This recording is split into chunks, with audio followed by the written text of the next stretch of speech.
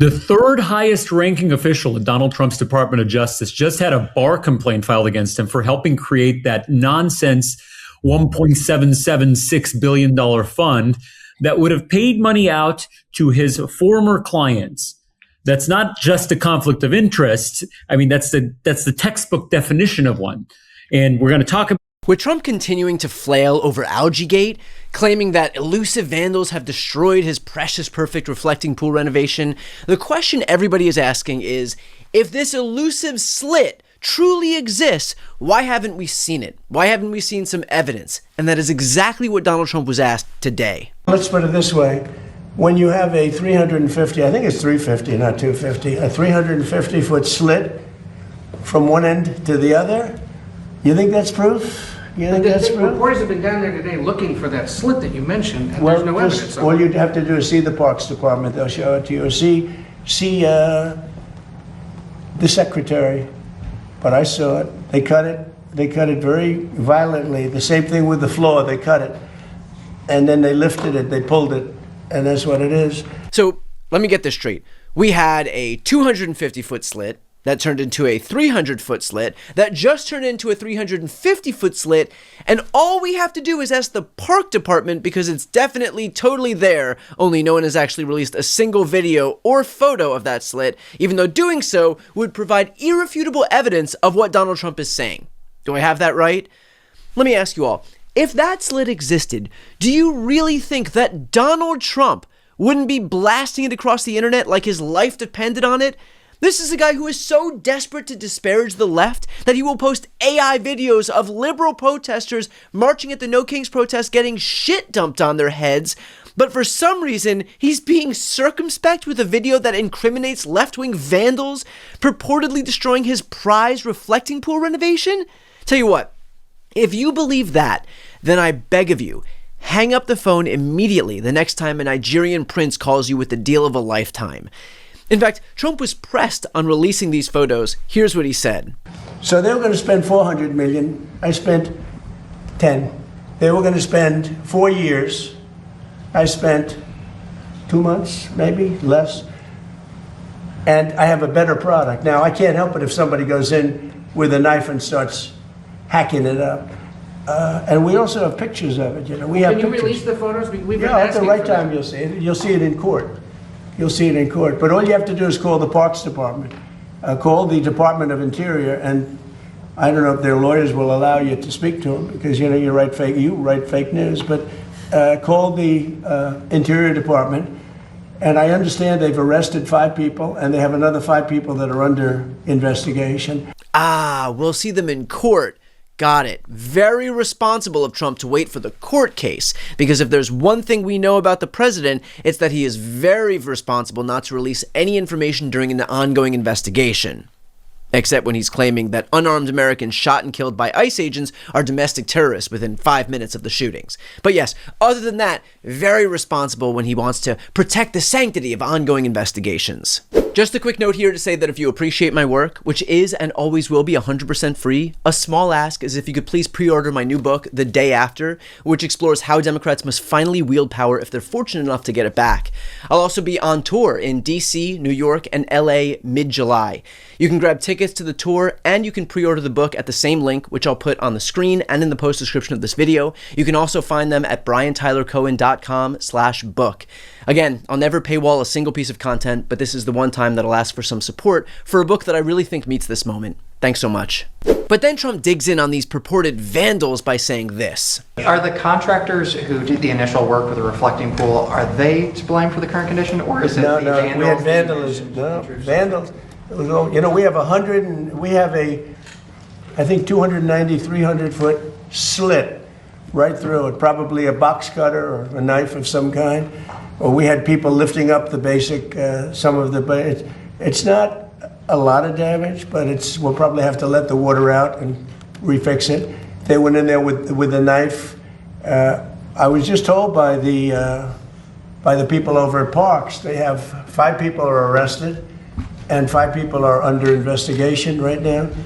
And it's a sad thing. Let me just say, and I mean this with all due respect, if you believe any of what Donald Trump is saying, how have you gotten this far in life? How have you learned to tie your shoes? Does figuring out how to breathe oxygen take up most of your day? I cannot comprehend being a supporter of a guy who treats his voters as if they are actually brain dead.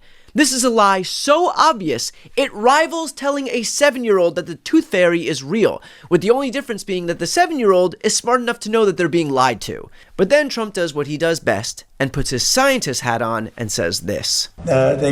Somebody said fertilizer in the water. If you put fertilizer in the water, you get algae. But somebody said they might have put fertilizer. They did something to create the algae, but that doesn't matter because that's been purified.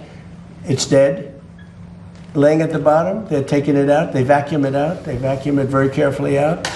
And it'll be back to health pretty soon. We're going to have to let the water out to fix there's 2 little areas, very little areas where they were cut. And we'll fix that, but it's not leaking or anything. It's got a base underneath. Yes, they did something to create the algae. And now comes the part where Trump reprises his role of scientist to figure it out. That's right, from the guy who brought you the idea of injecting disinfectant to cure COVID, now comes his new project, arresting the culprit who helped spur the growth of algae. And I think I have a good place where to start. The sun. That's right, sunlight helps facilitate algae blooms along with nutrients like phosphates and nitrogen. So I suppose Jeanine Pirro is already putting together an indictment for the radical leftist sun. Thank God someone is finally putting an end to our biggest star's reign of terror over our solar system. Okay, so we've got vandals, we've got that pesky sun. Who else is to blame for this thing? Surely it can't be... Trump would never stoop so low as to blame it on. We stood here with you in April when you first revealed the plans. I said what? In April, you showed us pictures of what you were going to do at the pool, and you said you had a guy who was going to do it in a week for about $1 million. Well, it's been 2 months for $16.5 million. Yeah, okay, ready? Barack Hussein Obama, have you ever heard of him? Yeah. He spent 2 years and over $100 million on trying to fix it. You know what happened to it? Never even opened. Thanks, Obama. Yes, that's right. 14 years after leaving office, Barack Obama is apparently still to blame for the reflecting pool. Trump is both the strongest president we've ever had, and yet is also simultaneously so weak that a private citizen, someone who left office almost 2 decades ago, is responsible for pulling all the strings in the federal government. Please, someone, make it make sense. And look, is this important? No, but it's the perfect microcosm for the wastefulness, the corruption, graft, and grift of this government. Trump decided to give a no-bid contract to an unqualified vendor because he was friends with him. They fucked up the job, and now we're left paying 10 times the amount to fix the problem that Trump created. And this is what they are wasting their time on. Not healthcare, not rent, not housing, not food, not jobs, not inflation. And I get that Trump thinks that Americans are stupid, but take a look at this and tell me if you think that they're allowing the wool to be pulled over their eyes.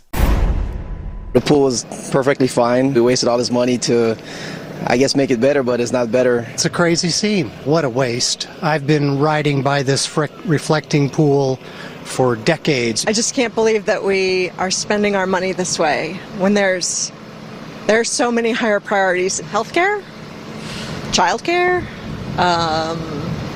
closing the budget deficit. I mean, there's a million places we could spend this money. We have tremendous amount of need in the country currently, whether you call it affordability or just the ability to pay your bills. And yet, despite all the criticism, nothing will change because this Trump-led Republican government is not in place to deliver for regular Americans. It is in place to coddle Trump's ego. And because he doesn't want to be embarrassed over his botched reflecting pool renovation, these are the theatrics that we're forced to endure. But the reflecting pool doesn't put food on the table, doesn't make medicine affordable, doesn't raise anyone's wages or reduce inflation or lower utility bills, but Trump doesn't care because that stuff impacts everybody else, and his focus is where it always is, on himself.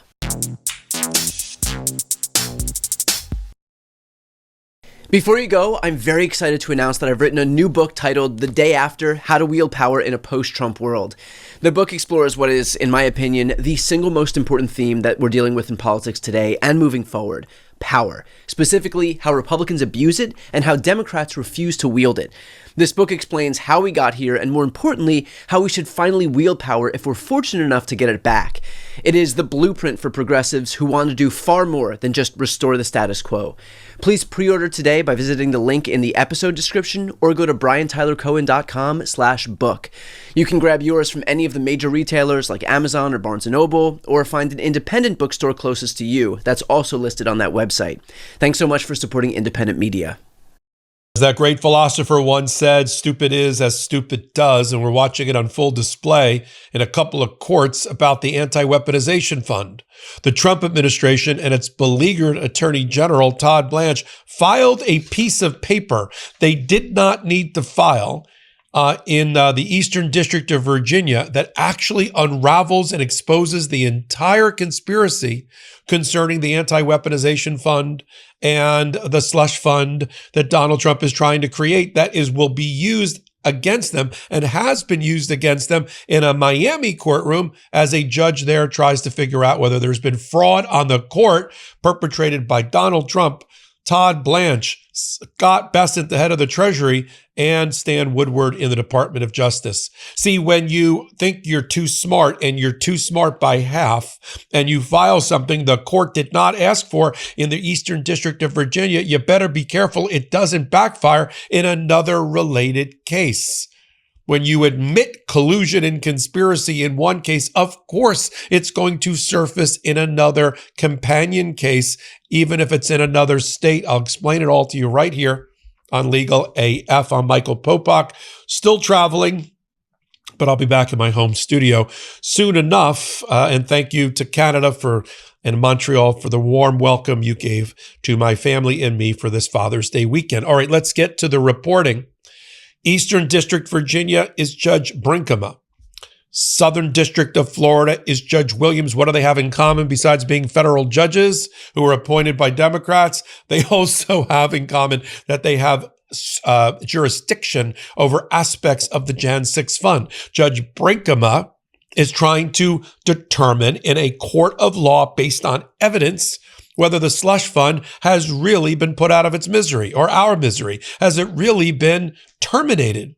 Has it been what we call, has there been a novation, or has there been a rescission of the document? And the only way you can do that under basic principles of contract law, which Judge Brinkema understands, is if all parties to the contract acknowledge that the contract has been terminated. You can't do it unilaterally. If only one of the, let's say, 4 contracting parties declare it to be dead, there's still an open question about the other 3. Is that one party in breach and the other 3 can go after them for breach of contract, or have all the parties agreed to rip up the piece of paper? See, in Eastern District of Virginia, the judge is trying to get to the bottom of whether that fund is really dead or not. And the piece of paper that she required in order to kill it was affidavits, if you will, from Scott Bessent, the Treasury Secretary, Todd Blanche, the acting Attorney General, Stan Woodward, the head of or the number 3 in the Department of Justice, because they were the signatories to the agreement, the settlement agreement. That's all she's focused on. She's not focused on, at the moment, the validity of the settlement agreement, or whether it was the product of fraud on Judge Williams down in Miami. She just wants confirmation by evidential basis in her court that the fund is dead. And not just pointing, as they've been pointing to, statements outside the courtroom. We call that extrajudicial statements outside the courtroom in social media or in Congress. Put it in writing. Put your affidavits where your mouth is. And so that's all she said. By Friday, this past Friday, give me 3. It won't be politically correct, but time for political correctness is over. We have to get this problem solved. So you're right about that. Thank you. Yes, sir. Go ahead. Yes, sir. Charles McDonald, Mr. President, it's a pleasure to be here. I thank you from the bottom of my heart for your support, certainly for all the sheriffs in North Carolina, if not all of law enforcement. Well, Congressman Meadows is a big fan of yours, that I can tell you. You know who I'm talking about, right? Thank you, sir. He's a good man. I've been very impressed, Mr. President, with a lot of the ideas I've heard just since before you came in, actually, and I do think mental health is a serious issue. It's affecting us across the nation. I know it is in North Carolina. I appreciate your courage, sir, to talk about the fact that I do think there is a place for properly trained people in certain areas as well. I think multi-layered, like an onion, security's got a lot of facets. And I believe that you've got certainly the courage and leadership to bring all of this together. I know there's a lot of good ideas out there. I think they all need to be listened to, but it's going to take a lot of courage on the part of leaders, I think, in this nation to bring the community together to help them do the things they really want to do in their heart, but maybe haven't had the courage to do yet. Thank you, sir. Thank you, Sheriff. It's going to take a lot of political courage. You're right. Yes, sir. A lot of political courage. Some of it won't be politically correct, but time for political correctness is over. We have to get this problem solved. So you're right about that. Thank you.